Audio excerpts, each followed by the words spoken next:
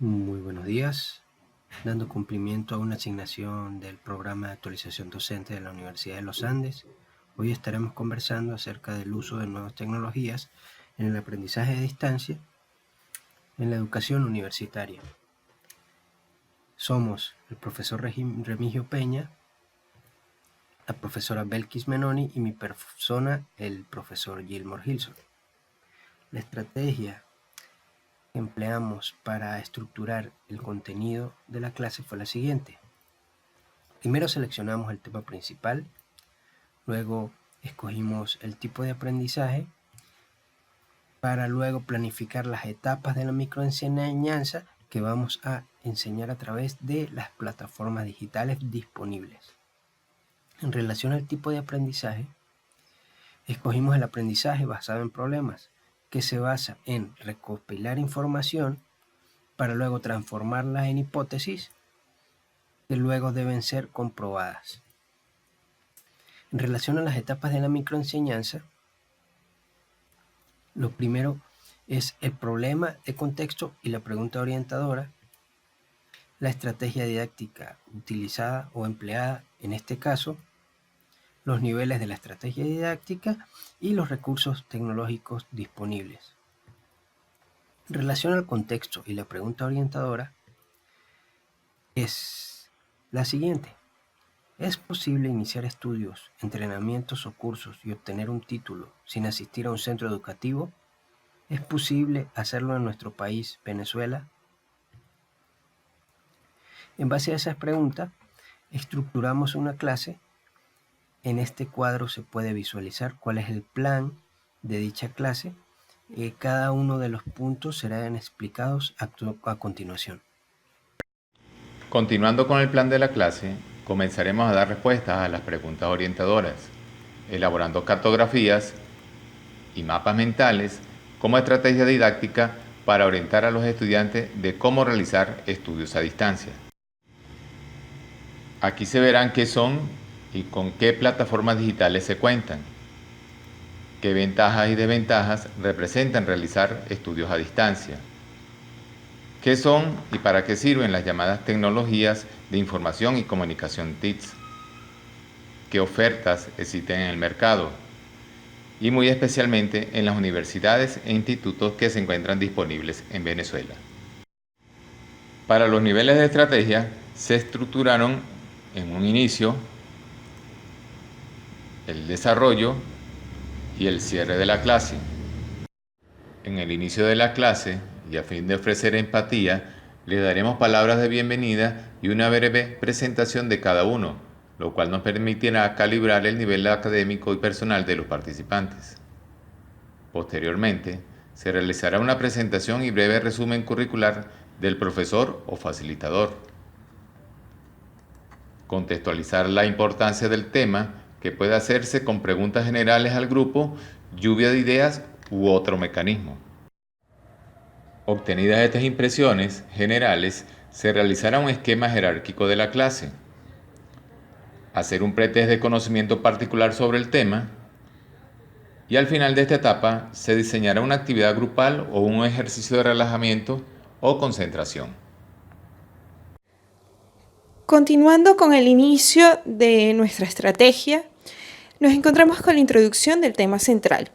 En este apartado vamos a conversar acerca de los antecedentes históricos o en las literaturas encontrados acerca del tema elegido, así como en su importancia o la justificación de por qué estamos dando esta clase. En este caso, el tema elegido fue el uso de nuevas tecnologías en el aprendizaje a distancia en la educación universitaria. Y como ejemplo, podemos señalar que en esta clase se darían antecedentes de por qué se creó la educación a distancia, cuál es la importancia de la educación a distancia, cuáles son las nuevas tecnologías, los materiales o los aparatos que podemos utilizar para impartir educación a distancia y cuáles son los métodos de educación no presencial que contamos en la actualidad. Luego el otro apartado es, fundamental para la clase es su desarrollo. En este sentido, en nuestra estrategia haremos presentación del contenido a través de imágenes, gráficos y esquemas. en vista de que consideramos que este tipo de contenido nos va a permitir dar a los estudiantes una clase más didáctica, sencilla, con información puntual que va a permitir al estudiantado recibir una clase amena y didáctica. También daremos ejemplos de posibles situaciones. En este sentido, con respecto a la educación a distancia, pudiéramos dar algunos ejemplos como el hecho de tener un curso de extensión en el cual tenemos profesores de distintas facultades donde los horarios no coinciden y pudiéramos utilizar plataformas de horarios libres en que cada uno pudiera elegir el tiempo que va a usar para poder conectarse a clases, para poder hacer las asignaciones, etc. Pero también podemos dar otros ejemplos, como lo que está ocurriendo en el país, en el sentido de que hay horarios en los cuales no contamos con energía eléctrica o con conexión a internet, y que también estas herramientas van a permitir que cuando el alumno tenga la disposición de poder conectarse, pueda tener acceso a las clases de manera ininterrumpida. También daremos presentación de casos a través de la participación activa de los participantes. En este sentido, los estudiantes van a responder a casos clínicos, pero ellos situándose como los protagonistas de cada caso. Es decir, vamos a darle un problema y ellos lo van a resolver de manera activa. En este caso, el profesor no le va a decir si no tiene luz o internet, se debe conectar cuando tenga luz e internet, sino preguntarles qué harían ellos como protagonistas de cada caso. Si, por ejemplo, está en una población alejada y debe hacer una asignación, ¿cuáles son las estrategias que usted implementaría para poder resolver este problema? Posteriormente viene el cierre de la clase. Aquí se presentarán las conclusiones del tema.